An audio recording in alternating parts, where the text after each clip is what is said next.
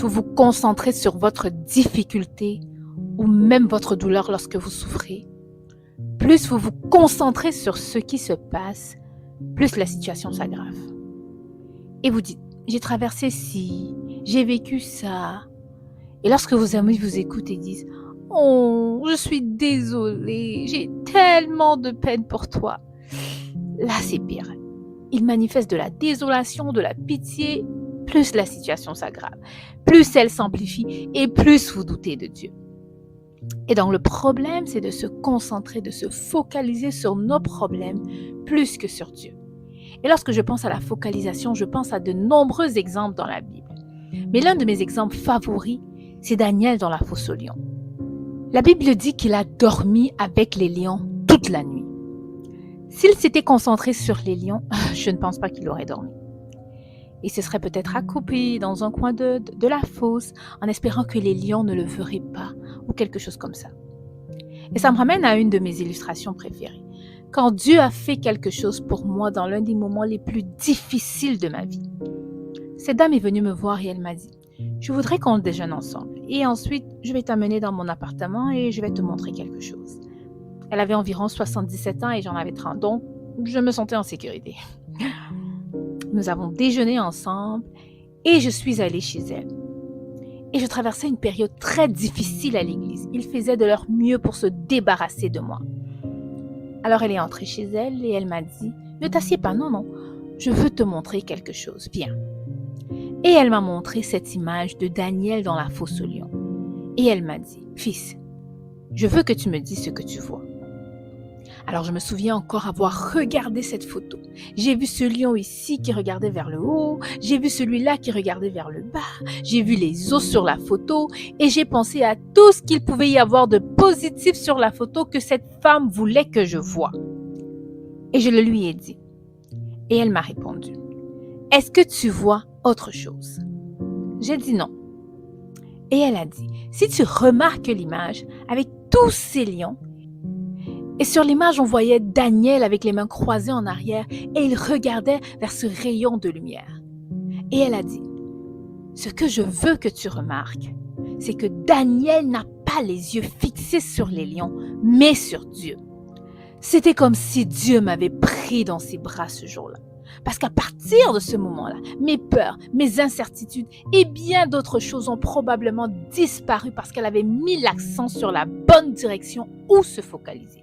Quand nous nous concentrons sur les problèmes, les maux, les chagrins, les fardeaux, la douleur, ils deviennent plus grands et nous nous sentons moins confiants, moins importants, accablés. Parce que souvenez-vous, Daniel regardait l'omnipotence qui a créé le lion. Il regardait à celui-là qui pouvait fermer la gueule du lion et tuer tout le monde en quelques secondes. Et il les a laissés là, se balader, se promener, pendant que Daniel s'endormait cette nuit-là. Et j'imagine que Daniel avait prié et rappelé à Dieu qu'il était là où il était parce qu'il avait obéi à Dieu. Dieu opère toujours sur la base des principes et non sur la base des sentiments, pas sur la base de la façon dont nous nous sentons. Par exemple, le plus simple d'entre eux, c'est nous récoltons ce que nous sémons.